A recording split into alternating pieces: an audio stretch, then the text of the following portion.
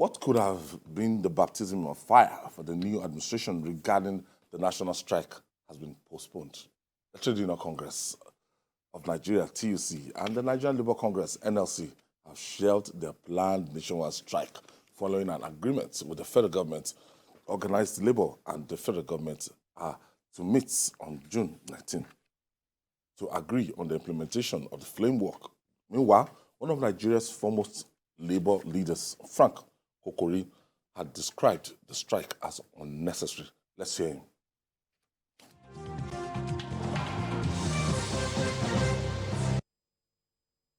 That is why I'm confused with this type of national strike notice of 3 working days. Ultimatum of 3 working days for a national strike. I mean, talking seriously to the labor movement. Who is taking that decision? Where are these type of labor leaders from? You're talking of a national strike, serious, 7 days after inauguration of a government. You're talking of a national strike with 3 days working days notice.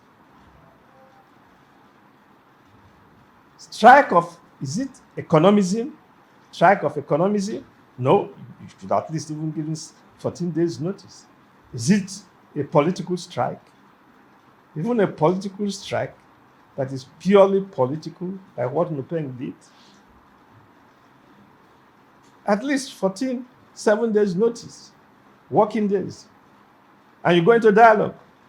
And I will appeal as the father and one of the founding fathers of Nupeng and Pengasi, that they know what I'm talking about. And they know the working of the oil industry. They should advise the Nigerian labor centers properly. They should not just go into a blind strike. Labor is the most critical sector of the economy. When I say labor, it's not members of Nigerian Labour Congress and the TUC. I'm talking of the Nigerian masses, including market women, laborers, artisans, and everybody. But labor is the best organized group. So obviously they should talk with government, not dictating to government. 3 days ultimatum, working days, it never happened anywhere. Of a national strike, not a branch strike. A branch strike takes a minimum of 14 days or 7 days notice. It's only a wildcat action that takes even less than 24 hours. And that is done in a very serious situation in a unit or a branch of a trade union.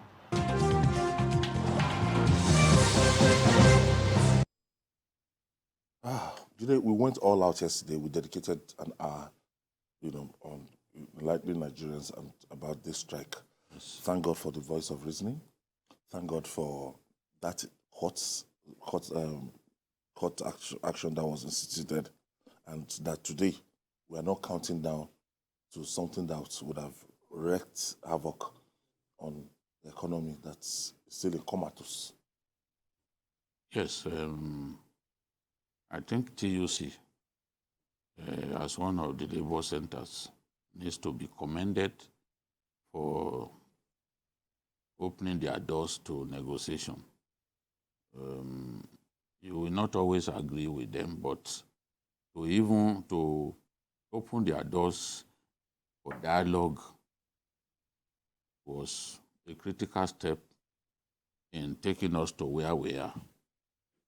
And honestly, labor leadership has to always put the nation first.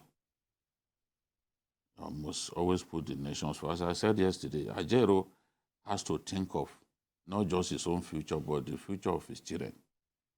Because if we find ourselves in a situation in which Nigeria gets bankrupt, all of us are going to suffer. It's not the people in government alone. And no matter how much money an individual has packed and put in his bank, it's because you've not seen a serious economic crisis. I'm telling you. That money If will you don't have amount access to nothing. Yes, look at that Naira, during the Naira redesign, look at what we faced. I'm not even talking about Naira redesign. No, I'm as talking in- about what countries like Greece, like Sri Lanka, are faced. Like, what was it called? Venezuela. That's my own closest That's example. real. That's Can real. access. Oh, let Nigerians who don't know, let them try to find out how it all began in some of those countries and the extent of the pains that people went through. Because it's easy for people to just open their mouths anyhow. Think of what those ones went through. You have money, you have so much money in the bank, you discover that you can do nothing with it. So we can't allow this subsidy regime to make us bankrupt as a nation. We have reached the point of no return. And labor leaders need to be properly, I think the FG team that is discussing with them, they have to come out, let these people know what's on ground. Because when people talk about money, that they said that they already released money for subsidy up to the end of the month. They need to tell them what is really on ground. That something was budgeted for does not mean that the cash backing was there. Nigeria is broke. This is a fact. Some time ago when I said Nigeria was broke, a columnist was abusing me. And I just shook my head. Today, is it not clear to all of us? A country that spends 96% of its earnings for debt servicing. Is that not the definition of being broke? And then in the first quarter of last year, we spent 118% of what we earned to service debt, which means you already took much more than you earned. Maybe you borrowed money to service debt in the first quarter of last year. During that same period, South Africa spent only 20% of its earnings. So you can see that we are not in good health. And that's why a good number of us oppose the continuation of the subsidy regime. There's no other reason. We are not saying labor should not fight for workers, fight for their members. It's a natural thing. But again, just as Kokori said, you don't embark on this kind of nationwide strike. Nationwide, not even branch, and give only 3 working days notice. And you can't say that you know much more than this man. These are the people, is a labor leader of international standing. So he knows what he's talking about. I've seen even health workers go on strike, not with 3 days notice. I've seen it. Because when these people went on strike the other day, resident doctors, we were monitoring it. Not 3 days. So our labor leaders must always put the country first. And let the discussion be an open one. Gentlemen, look, this is where we found ourselves. If they have information, I don't want to believe that labor leaders are unreasonable. If they have information, they will be able to take the information back to their constituents, back to their members, and say, these are the things we are confronted with. What do you think we should do? There's no doubt that there must be some level of cushioning of the effect of an increase in pump price. 160% increase in pump price of petrol is huge. There has to be some mitigating, yes.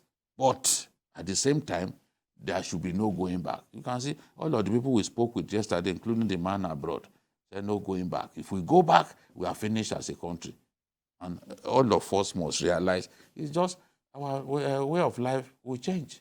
There was a time when if you are traveling to Abuja or anywhere, nobody tells you to remove your shoes. Nobody freaks you.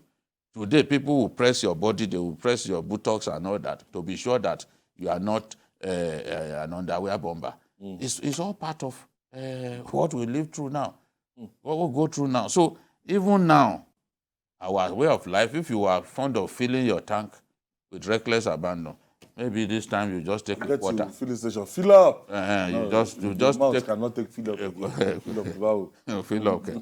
You just take a quarter and then go to manage Take what it. you can take. As Fashola once said, Fashola, I remember when they wanted to increase fuel price the first time, and we confronted Fashola that people said, now what it means is that the cost of filling our tanks will be great. The Fashola said, is your tank a store? Why must you fill your car tank?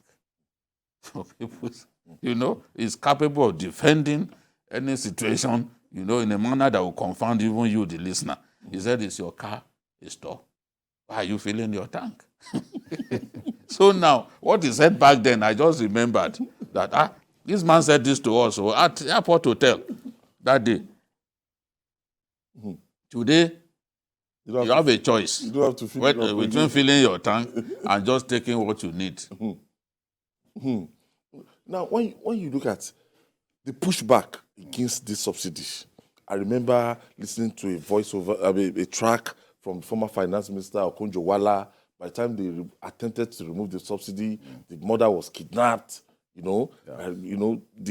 Ojota rally,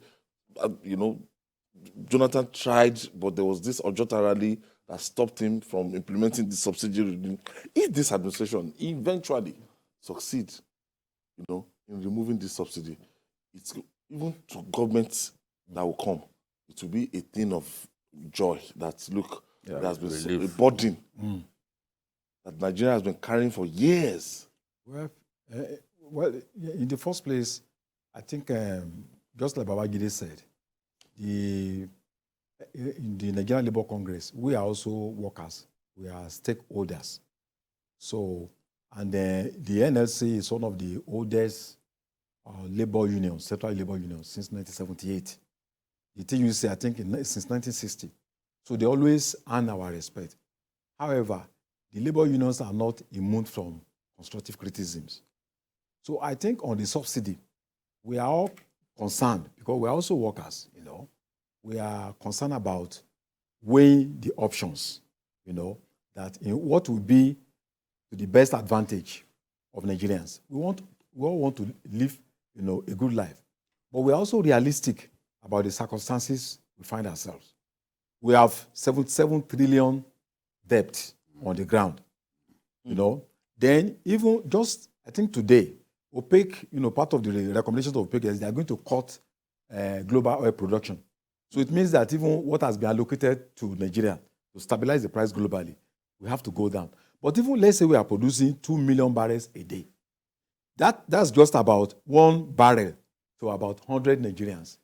So that's about 500 naira for 1 Nigerian per day. That is not talking about oil thieves. Yes, not talking about the fact that we are not even meeting up to this production. Quota. And then we are talking about oil theft. And then we are talking about corruption. Also, so we are in a dilemma. And I think, response to instinct is not what we need at this moment. We need to actually sit down. We need to critically look at the issues beyond sentiment, beyond euphoria. And I think the NLC should see itself as a critical stakeholder, to work with the government to see how they can come out with a common ground that will be able to meet, to allay the fears and aspirations of the mystery that Nigerians are going through. Okay, so let's quickly take this, Brother Wale. Let me stop you there. We continue immediately. We come after this time out.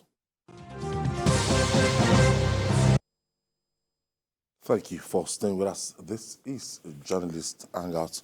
Before we went on that break, we were talking about the aftermath of the call-off of strike by the Nigerian Labour Congress and the Trade Union Congress. I think it makes sense, frankly, to take the decision that they have taken. This will also give the other side ample time to think of what they can do by way of mitigating or interventionist measures. So both sides have enough time. Their next meeting is on the 19th of June, which gives enough time for them to think of what to bring to the table. Yes. So we have Mr. Henry Ogboluwe online from Abuja. Thank you for staying with us. Yeah, hello. How are you doing? Very well, thank you. My brother, Babaji, you are doing a good job. Thank you. You guys are doing very well. I just want to make a little intervention All right. about the list Mr. President sent to the National Assembly. Okay. Government actually is a continuum. That is why you've not had the president announce NLC, for example, or media advisor. The job of the Senate, perspective of this, that this is the 9th Senate. 10th Senate has not been inaugurated. The proclamation will be issued by Mr. President, this same president. But even at that, the way our old democracy is supposed to end. So this work for president. This one is you know, the president is not supposed to give the names of persons to be appointed as advisors to the Senate. And in this case, I must clarify, it is only the Senate that has the power to screen nominees, approve nominees from Mr. President. House Reps doesn't have a power in our system. The only exception is the NEDC Act, where it is said, okay, Senate can do the screening of the NDC council members with the cooperation or whatever backing of the House of Reps. But for some advisors, the president needs to get numbers. The ambassador got 15 approval for 15 persons. Yara got approval. Okay. Thank you, Mr. Henry Obodo, That was for your not intervention. Okay. So, Jile, moving on. Let's go back to the Nigerian Labour Congress and TUC now. Yes, I'm really impressed with the way the TUC guys, at the risk of people saying that they had fallen out with the NLC, they said, look, we do not believe in a strike. You know, just like that. They said they will continue the negotiation. As I said, if NLC had not joined the meeting, they would have lost face. Yes. Because it would then seem like, okay, it's TUC. You said it on the program yesterday. Yes, it will seem like it is the TUC that has the clout to negotiate with government. And whatever comes out of it, the TUC will take the credit. So Ajero and his people, they had a positive rethink, and they joined the meeting. They joined the meeting. Against what we were told before, that the only reason they can join the meeting if they reverse to status quo. Nobody reversed to status quo, but they went back to the meeting. That was the right thing to do. That was what we told them to do. You represent the workers. You can't afford to take this kind of steps. The country is broke. We needed to do something about it. So as you are thinking of the welfare, or about the welfare of your staff, of your colleagues, you must also think of the well-being of the country. If the country becomes bankrupt, we all suffer, including your colleagues. Well, a quick one. Yeah. Part of the proposal that we'll be looking on the 19th, the proposal, TUC proposed a 200,000 naira minimum wage. Now, I don't know. When I read that, I was like, wow. I think both parties need to be realistic. I hope the NLC used to have research and documentation department. They need to do their research very well and come to the table with figures. That has always been the tradition of labor. So that when you are talking from informed position. This is how much money Nigeria realizes in a day or in a month. Then how these are the figures. How then do we manage? And good enough, we have a chartered accountant as the president of Nigeria. So the NLC should also go back to the boardroom, get his own experts, so that when you are just demanding for 200,000, minimum wage, you must be conscious of the implication of what you are demanding for. So I hope that the NLC will do its own research very well, and not just to bandit figures. And also, I think I'm expecting the NLC to raise the issue of the past probe about subsidy. We don't need to be saying, actually, you must. The non-government organizations should also put pressure on government to ensure that stolen funds, subsidies scam, that people also account for that fund. NLC can play a major role in this so that we can retrieve You need to stolen even bank. identify Yeah, those people. you need to identify them. Who are the And they people steal collecting from this the money? country like that. So that's what I expect the NLC to do. And some of the things they need to table, that those who got these funds should be made to account for those funds. So that at the end of the day, you know, and both parties will agree based on the realities of Nigerian economy. At least under Jonathan, some subsidy thieves were punished. Yeah. Yes. Those of them who collected money to bring in fuel based on subsidy and diverted them to Benin Republic to go and sell. Some even sold on the high seas. The product didn't get here.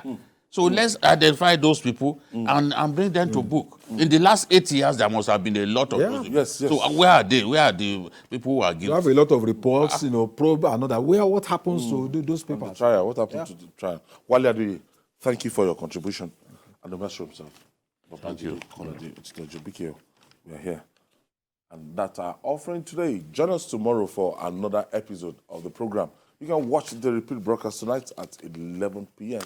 Join us this Sunday from 1:30 to 3:30 p.m. for Journalist Hangout on Sunday. We're on YouTube, youtube.com/TVC News Nigeria. I'm Ayodele Zubaku. Bye for now.